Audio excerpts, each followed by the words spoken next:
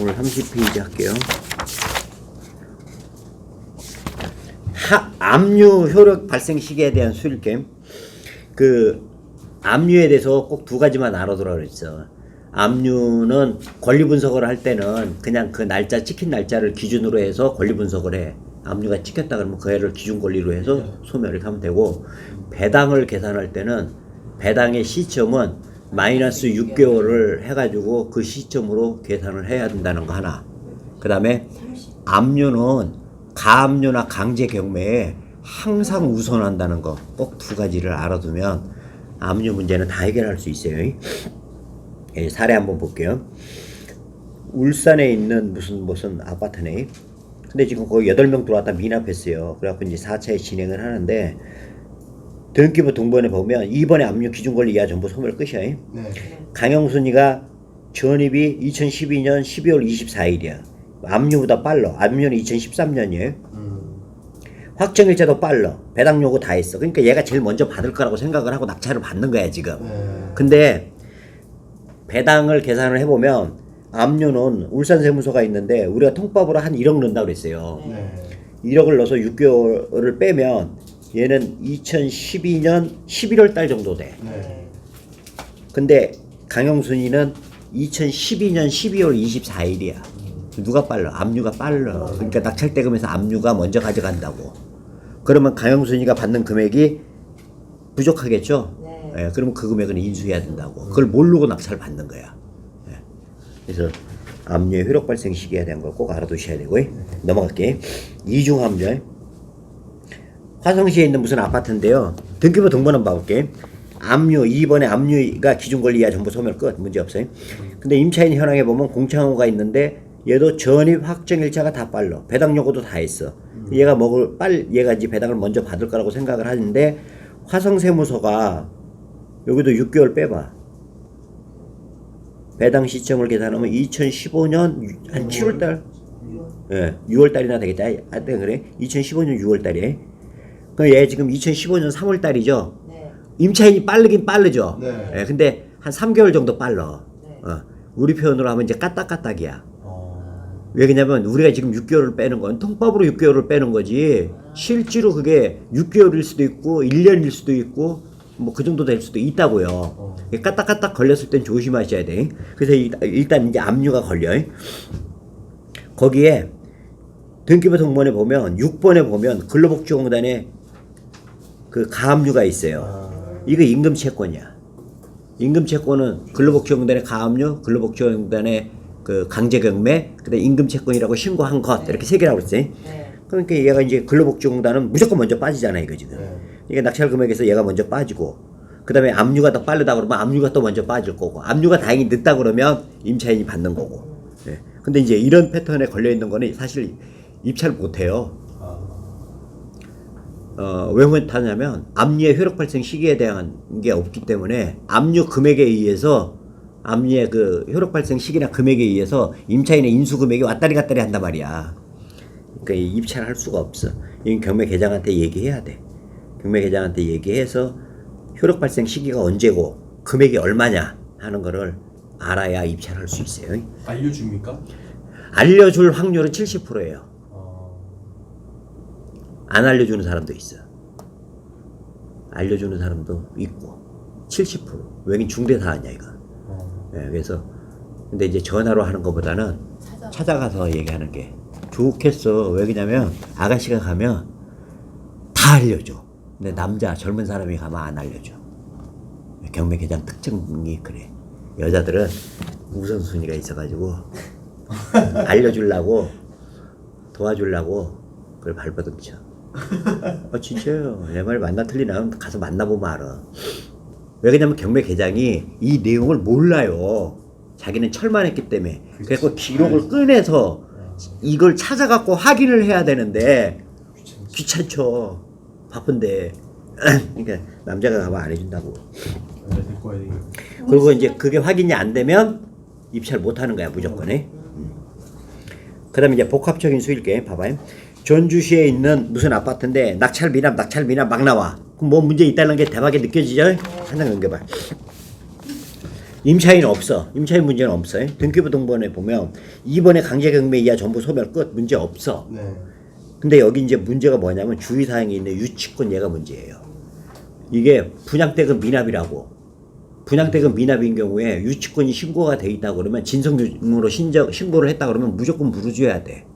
그러니까 지금 금호산업에서 1억 5,500을 신고를 했는데 그 위에 등기부 등본 보니까 강제경매 조합에서 한 금액하고 똑같아. 동일 채권이야. 그러니까 근데 이제 지금 낙찰되면 첫 방에 낙찰 받은 애가 얼마야? 2억 100에 받았죠. 그러면 예를 들어서 500만 원 경매비용으로 빠졌다고 쳐봐. 그럼 1억 9,600 남아. 그럼 1억 9,600 갖고 배당을 하면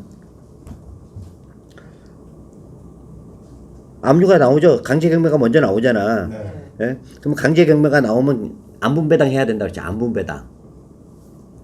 가압류나 강제경매가 제일 첫 바따로 나오면 그 시점에서 안분배당 나눠 가져야 되잖아. 채권이니까. 그러니까 압류하고 나눠 가져야 된다고. 그러면 이제 지금 압류 금액이 근데 모르죠. 근데 이제 전주시로 돼 있어. 그러면 우리가 시청이나 구청 압류는 1,000만 원 통밥으로 넣는다 그랬어.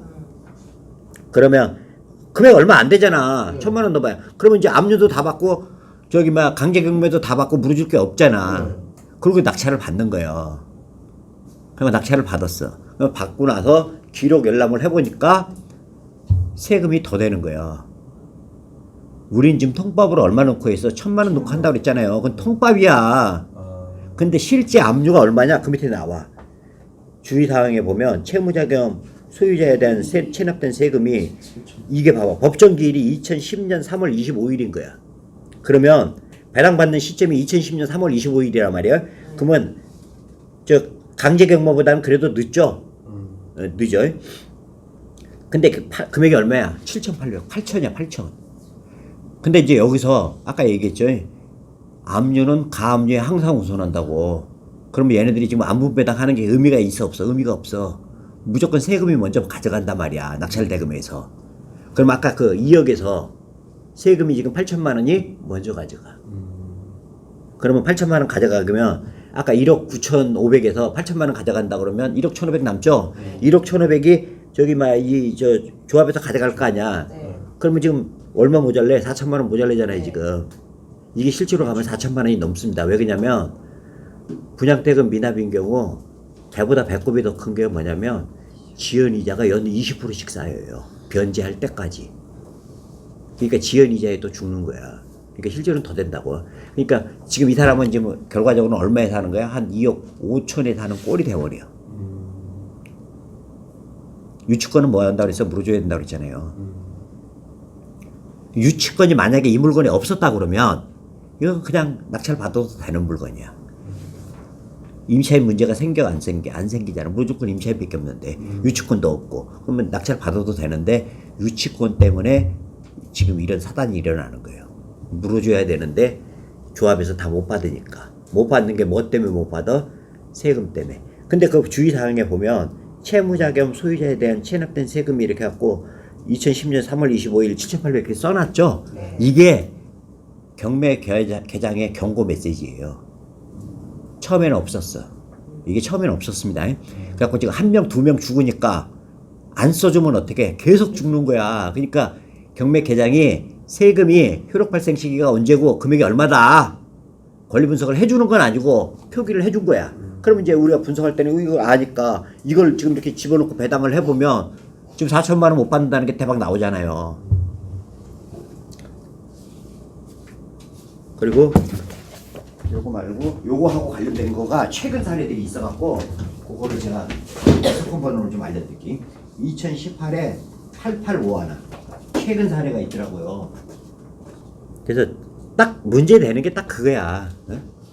임금채권이 대항력 있는 임차인하고 대항력이 없다 그러면 문제가 없어요. 무조건 대항력 있는 임차인하고 임금채권, 압류, 그 다음에 지금 이제 조금 이따 얘기하겠지만 토지하고 건물 등기부 등본이 달랐을 때 딱 3개. 그것만 함정이야. 그것만 알고 있으면 경매 함정에 권리 분석에서 함정에 제가 보기에는 한 90%는 빠져나가. 90% 정도. 딱 3개. 네.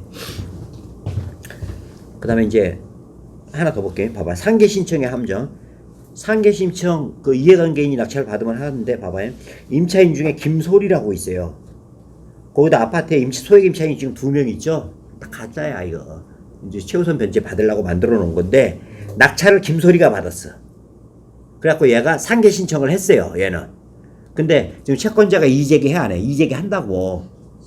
근데 이제 이렇게 되면 얘네들이 배당을 언제 잔금을 언제 내냐면 배당 기일날 내요. 상계 신청을 하면. 얘는 지금 상계 신청을 안 했으니까 미리 내는 거고 잔금 기일 안에 내는 거고 상계 신청을 하면 잔금 기일 잡히고 배당 기일이 잡히는데 나머지 돈을 배당 기일 아침에 낸다고. 근데 거기서 채권자가 최우선 변제 이의제기를 걸어버리면 돈이 배당이 안 되고 묶여버려. 그러면 얘가 그날 최우선 변제 금액을 현금으로 내야 돼. 근데 지가 배당받을 걸로 생각하고 지금 나머지만 갖고 해결하려고 원했는데 당일날 아침에 돈이 있냐고요. 없죠. 그러니까 보증금을 못 내는 거지. 잔금을 못 내는 거지. 그래서 보증금이 죽어요. 그래서 상계 신청은 입찰자하고는 관계가 없지만 이게 이제 원인이 뭐야? 아, 이거 김소리 임차인이 낙찰 받아갖고 이게 지금 배당 이의제기 걸려갖고 잔금 못 냈구나 하는 건 우리가 읽을 수 있단 말이야. 이 물건이 지금 문제가 있어 없어? 없어. 물건은 문제는 없다 이거지. 그렇게 하고 넘어가요. 상계 신청. 그다음에 이제 토지 별도 등기. 이제 이게 방금 얘기했던 그 3가지 중에 하나예요. 지금 이거 봐봐요. 중랑구 면목동에 있는 아파트인데 한 명 들어와서 미납했어. 근데 보면 봐봐요. 등기부 동본에 보면 가압류 이하 전부 소멸 끝. 임차인 전이 빨러. 확정일자도 빨러. 배당 요구 다 했어. 그러니까 제일 첫 방에 낙찰 받은 애를 보면 1억 9,300에 받은 애를 보면 380만 원 경매비용으로 빠졌다고 치면 1억 9천이죠. 1억 9천 갖고 임차인이 1억 8천이잖아. 먼저 받고 1,000만 원 남잖아.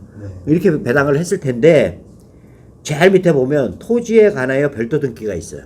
그래갖고 토지에 근저당이 있어요. 그 얘기는 뭐냐면 이렇게 생각하시면 돼. 땅이 있어. 여기다가 근저당을 설정을 하고 그 돈을 갖고 건물을 올렸어. 그래갖고 그러면 이 근저당 땅에 토지에 근저당 설정했다 그러면 예를 들어서 만약에 2017년에 했다고 쳐봐. 건물을 이 돈 갖고 지은 거니까 18년에 건물이 완공이 될 거 아니에요. 임차인이 들어오면 이제 여기서 들어오는 거 아니야. 그래서 여기서 제일 먼저 들어온 거 아니야. 근데 토지에는 2017년도에 근저당이 지금 설정이 돼 있다. 이걸 말소를 시켰어야 되는데 말소가 안 되고 살아있다고. 그러니까 토지는 2017년, 건물은 예를 들어서 2018년도에 돼 있다고 치면 틀려 내용이. 임차인은 건물로 들어오는 거잖아. 그러니까 토지 근저당보다는 빠를 수는 없잖아. 그러니까 이제 낙찰 대목에 1억 9천에서 이거를 거기 이제 쓰는 게 뭐냐면 거기 그 물건 현황에 보면 감정 가격 써 있어요. 1억 3,200, 1억 800. 33페이지에 보면 그 사진 밑에 물건 현황 보시면 그 오른쪽 끝에 보면 감정 가격 그래갖고 1억 3,200, 1억 800 써 있죠. 네. 이게 배분 비율이라고. 그래서 토지하고 건물을 6대 4로 나눈 거야. 그래서 건물이 6, 토지가 4. 그러면 예를 들어서 지금 1억 9천이 아니고 2억이라고 치면 2억 중에 8천만 원은 어디로 가야 돼? 토지분으로. 1억 2천은 건물분으로. 그러면 이제 8천만 원 토지분으로 가서 그거 다 소멸되는 거고 1억 2천 갖고 건물분으로 배정을 하려고 그러는데 임차인의 보증금이 지금 얼마야? 1억 8천이야. 그럼 얼마 못 받아요? 6천만 원 못 받잖아. 그죠? 네. 토지하고 건물의 등기부 등본이 달랐을 때 사고 터져. 다른 사람들은 이 임차인이 제일 빠르니까 배당 요구도 다 했으니까 배당을 받을 거라고 생각을 하는데 실제로는 토지의 근저당이 더 빨라. 법은 무조건 시간순이야. 그래서 토지 거를 그런 배분을 어떻게 하냐? 거기에 나와 있는 그 감정 가격이 배분 비율이에요. 이게 땅값 건물값이 아니라고. 배당을 할 때 이렇게 똑같으면 안 써 이거. 토지 건물 등기가 똑같으면 안 써. 달랐을 때만 쓰는 거야. 그러니까 지금 일반적인 물건들은 다 똑같으니까 이걸 안 쓰는 거고 여러분들이 이제 잘못 알고 있는 게 이게 토지 가격이 이거고 건물 가격이 이렇게 알고 있는데 그게 아니야. 토지 건물 가격 등기부가 달랐을 때 배당 비율을 결정하기 위해서 낙찰 금액을 쪼개는 비율을 결정하기 위해서 써놓은 거예요. 그렇게 알고 계세요. 그래서 대부분 다 이렇게. 무조건 써놨어요. 근데 안 쓰는 거야. 쓸 일이 없는 거라고. 원래는 토지 건물이 등기가 똑같으니까 토지는 없잖아. 건물로 대지권 등기로 넘어가 버리니까 토지 등기는 없잖아요. 그러니까 원래는 안 쓰는 거야. 근데 지금처럼 토지가 다를 때는 토지 별도 등기가 있었을 때는 만약에 이게 아니고 만약에 이제 토지 별도 등기가 있어갖고 등기부 등본의 내용이 똑같아. 그러면 쓸 일이 없지. 근데 지금 봐봐. 토지는 등기가 더 빠르단 말이야.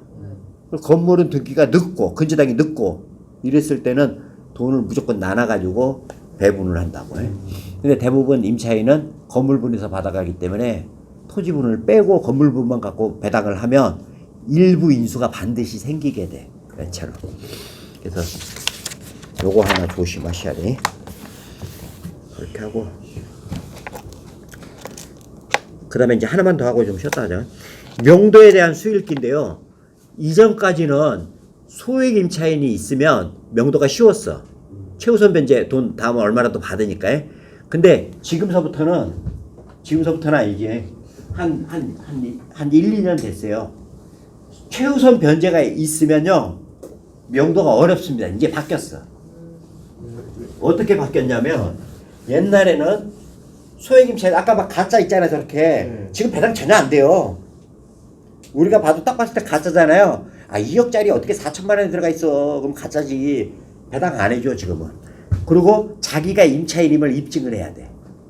근데 그 입증이 안 되는 게 야 2억짜리 너 어떻게 4천에 살고 있냐? 설명을 해야 돼 지가. 자기가 4천에 살고 있는 이유. 근데 그게 설명이 잘 되겠어? 2억짜리 어떻게 4천에 사냐고.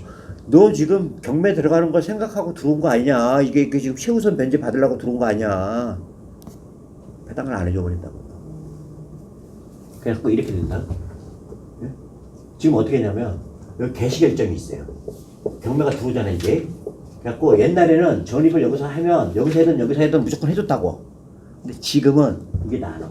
여기 6월 전입을 여기서 전입을 했어 임차인이. 그러면 배당을 무조건 해줍니다. 6월 전에 들어와야 돼. 개시결정 6월 전에. 그러면 배당을 무조건 해줘. 그리고 이해관계인한테 채권자 니네들이 입증해. 이런 방식이야. 일단 법원에서는 소액 임차인을 가짜든 진짜든 배당을 해줘. 6월 전에 들어왔으면. 그리고 이제 채권자가 이의제기하는 방식이고 요 사이에 전입을 했어. 이러면요 지금은 배당 배제를 해버려. 무조건 배당 배제를 해버려. 인천에서 이게 사고가 나가지고 그래. 한 2, 3년 전에 사고가 났어요. 이게 그 소유자가 살고 있어 빌라에. 근데 얘가 지금 은행이자 못 찍어. 그러면 부동산에서 가갖고 너 곧 경매 당하지? 그러면 내가 너 1,500만 원 줄 테니까 너 나가. 그러면 소유자가 나가 안 나가? 내일 모레 경매 당할 사람이잖아. 경매 당하면 소유자 받아? 10원도 못 받잖아. 그래서 1,500을 줄 테니까 너 나가 지금. 그러면 이제 1,500 받고 나가는 거잖아. 그럼 나가. 그럼 자기 그 돈 갖고 이제 딴 데 사는 거지. 집이 비어져 있잖아. 거기에 여기서 2,300짜리 최우선 변제를 집어넣어버려. 그때까지만 해도 최우선 변제는 무조건 배당해줬어. 그러니까 2,300 들어오면 100만 원은 수수료라고 그러고 2,200은 이제 최우선 변제야. 들어왔어. 그거 실제로 이제 경매 들어가 이게. 그럼 경매 들어가면 2,200 배당 받고 걔한테 100만 원 이상이 받아. 그럼 나한테 수수료 준 거 반건 넌 본전이잖아. 그냥 그동안 사는 거고. 그래갖고 그 작업을 인천을 싹 작업을 쳐버렸어. 그게 뉴스에 맞았어요. 인천에서 이런 작업한다고. 그래갖고 인천 법원이 발칵 뒤집어졌어. 그래갖고 인천 법원에서 이렇게 바뀌어버렸어. 근데 인천 법원만 이렇게 바뀌었냐? 다른 법원들도 이렇게 가고 있어 지금. 그래서 가짜 소액 임차인이 이 사람 입장에서 보면 이 사람은 진짜야. 근데 이 사람의 죄는 뭐냐면 경매가 들어갈 걸 알고 들어온 게 죄야. 너 경매 안 들어갈, 너 네 보증금은 지금 최우선 변제 금액인데, 어? 야, 너 방금 그 얘기야. 1억짜리에 너 어떻게 2,200에 들어와 있냐? 그걸 자기가 설명을 해야 돼. 입증을 해야 돼. 그래야 배당이 돼. 그것도 소송으로. 소송. 응. 소송해야지. 배당 배제해버리는데, 배당금을 안 줘버리는데. 이 사람들은 억울해, 안 억울해? 이 사람은 억울해. 아까처럼 가족관계여가지고 이렇게 한 애들은 억울할 건 없지. 못 받으면 많은 거니까. 근데 얘네들은 진짜로 자기가 2,300을 주고 들어온 애들이잖아. 근데 그게 전 재산인데 그 배당을 못 받으면 그럼 이제 누구하고 만나? 낙찰자하고 만나, 안 만나? 낙찰자는 얘를 내보내야 되잖아. 얘 나가? 그럼 강제집행이야. 강제집행이 예정돼 있는 물건으로 바뀌어요. 그러니까 명도가 어려워져. 그래서 이런 물건들은 예를 들어서 적정 낙찰 금액에서요 무조건 500 빼야 돼요. 강제집행 비용 500만 원 확보해놔야 돼. 그래서 지금 여기 임차인도 보면 봐봐요. 여맹수라고 있잖아요. 1,800이야. 네? 근데 전이 확정일자가 똑같죠. 이렇게 이러면 정상적인 임차인이야. 돈을 내고 들어오는 애들이라고. 소액 임차인이지만. 예? 근데 그 밑에 보면 등기부 등본 밑에 보면 채권자 주식회사 KB 손해보험 보증서 제출. 그러니까 임차인 여맹수가 보증서 제출해놨죠. 자기 진짜 임차인이라고. 근데 얘네들이 어디서 저 걸리냐. 지금 이게 다세대가 5,500이잖아요. 그러면 전세하면 아무리 안 돼도 3,500이나 예를 들어서 4,000 정도 된단 말이야. 너 어떻게 1,800에 들어와 있냐? 그럼 넌 경매 들어가서 최우선 변제 받을 걸 지금 예상하고 들어온 거 아니냐. 그러니까 그 얘가 이제 자기가 나름대로는 얘기하겠지만 판사가 그거를 이해하겠느냐 이거죠. 그럼 얘 배당 못 받아. 그럼 배당 못 받는다 그러면 낙찰자 입장에서 얘 내보내야 되는데 뭐 어떻게 내보낼 거야? 얘가 알아서 나가? 안 나갈 거 아니야. 그러니까 강제 집행을 해야 되는 물건이야 이거. 일반 사람들은 몰라. 여기까지 못 읽어요. 근데 우리는 이제 앞으로 분석을 할 때 이런 소액 임차인이 있다 그러면 이거 강제 집행해야 되는구나 이거. 그래서 낙찰 금액에서 강제 집행 비용을 무조건 확보하셔야 돼. 최소한 4,500 정도는 강제 집행 비용으로 들어가. 좀 쉬었다 해. 좀 쉬었다 해. 네. 네? 요런 거, 뭐 임차인 이거 권 누구 보증서 들어오죠? 다 이거요. 다 채권자들이 이제기해서 들어오는 것들이에요. 얘네들 이렇게 들어왔다 그러면 얘네들은 못 받는다고 봐야지. 채권자가 얘를 지금 걸었다는 얘기는 얘가 받겠냐고요. 못 받지. 자신이 성명 자료를 임차인 성명 자료를 법원에 제출해야지. 근데 그게 설명이 안 된다니까. 너 어떻게 그 금액에 들어와 있어가 설명이 안 된다고.